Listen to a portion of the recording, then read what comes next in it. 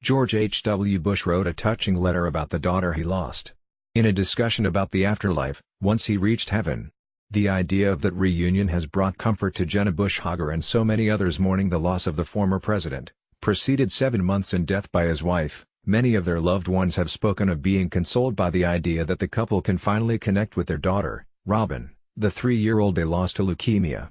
President and Mrs. Bush were deeply impacted by the death of their daughter Robin, who succumbed to leukemia at the age of 3. For the rest of their lives, helping to fight cancer was one of the many great causes driving George and Barbara Bush. Who he'll see first, about the young child. After George H. W. Bush's death, his presidential library released various audio recordings of some of the letters Bush wrote to his family over the years.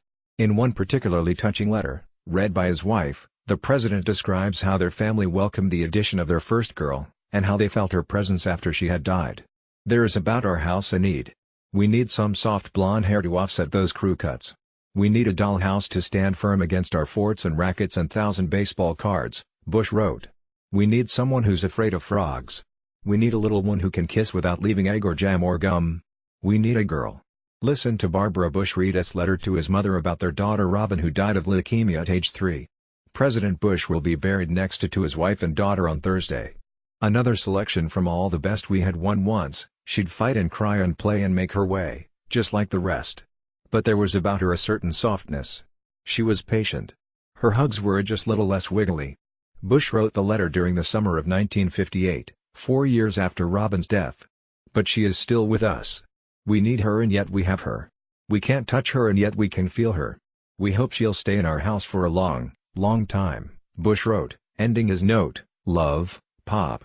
Among those who have paid tribute to Bush is editorial cartoonist Marshall Ramsey, who drew a picture of Bush reunited with loved ones amidst heavenly clouds. The cartoon shows Bush next to his World War II Navy plane, holding hands with Robin and Barbara, who tells him, "We waited for you."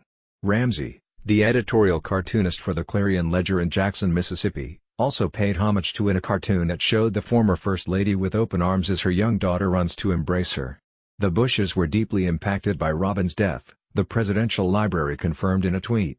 For the rest of their lives, helping to fight cancer was one of the many great causes driving George and Barbara Bush, the Bush Foundation noted in a tweet that included a picture of the former president holding his daughter in his lap.